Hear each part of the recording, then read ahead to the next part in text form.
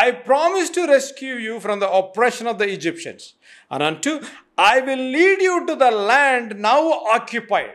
ఇప్పుడున్న భూమి, పాలు తేలులు ప్రవహించే భూమి, ఎవరైతే దాన్ని స్వాధీనపరిచారో ఆ భూమిలోకి నేను మిమ్మల్ని నడిపించేదను. మూడవదిగా నేను చెప్పబోతున్నాను, మొట్టమొదటిగా ఆయన చూచే దేవుడు, రెండవదిగా ఆయన వాగ్దానం ఇచ్చే దేవుడు, మూడవదిగా ఆయన మనల్ని నడిపించే దేవుడు. దేవుని నామానికి స్తోత్రం కలుగును గాక.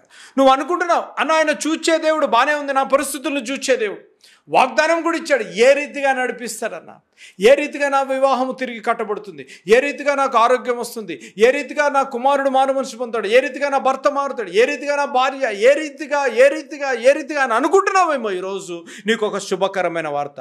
ఆయన తలుచుకుంటే, ప్రభువారు తలుచుకుంటే, ఈయన ట్వింకిల్ ఆఫ్ ఎన్ ఐ, ఆయన తలుచుకుంటే అద్భుత కార్యము ఇమ్మీడియట్గా చేసే దేవుడు.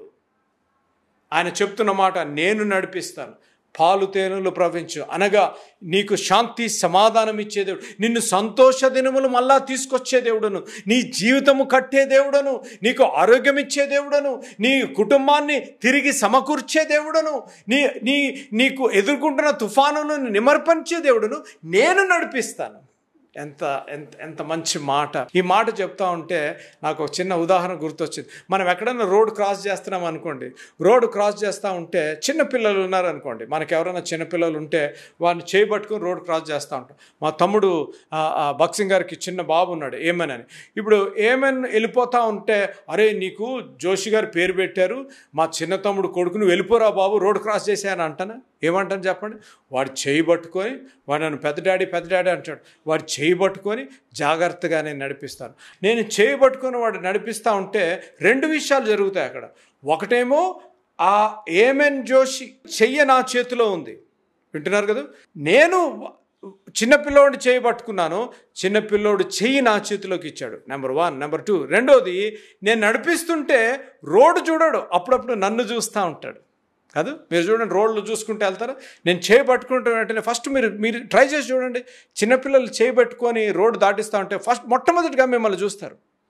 అనగా ఏంటో తెలుసా, డాడీ, పెద్దనాన్న, నీ యందు నమ్మిక ఉంది నాకు, నువ్వు నన్ను నడిపిస్తావు, నన్ను పట్టుకుంటావు గట్టిగా, నా చెయ్యి విడిచివేయవు, నన్ను దాటిస్తావు, ఇక్కడి నుంచి నేను దాటలేను కాబట్టి, ఈ మార్గము నేను దాటలేను కాబట్టి నన్ను దాటిస్తావనే నమ్మకం నాకుంది.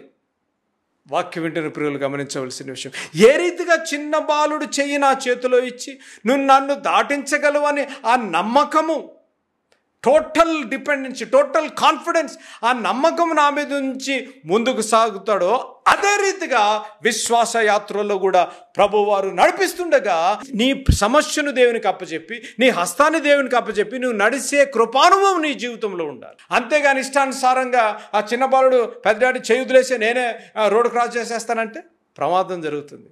అనేక సార్లు మన విశ్వాస యాత్రలు కూడా ప్రమాదాలు జరుగుతాయి. ఎందుకో తెలుసా, దేవుని చెయ్యి విడిచిపెట్టేసి సొంత ప్రయోగాలు చేసేస్తూ ఉంటాం, సొంత నిర్ణయాలు తీసుకుంటూ ఉంటాం. కాబట్టి మన జీవితంలో కన్నీరు, మన జీవితంలో దుఃఖము, మన జీవితంలో వేదన.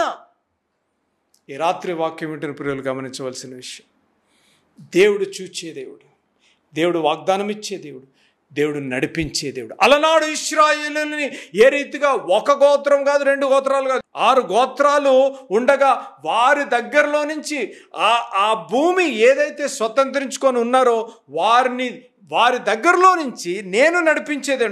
I will lead you to the land now occupied by the 6 groups. ఈ 6 గుంపులు అక్కడ ఆ భూమిని స్వతంత్రించుకొని ఉన్నారు. కానీ ఎటువంటి కష్టమైనా నడిపించే దేవుడను నేనే. దేవుని నామానికి స్తోత్రం కలుగును గాక.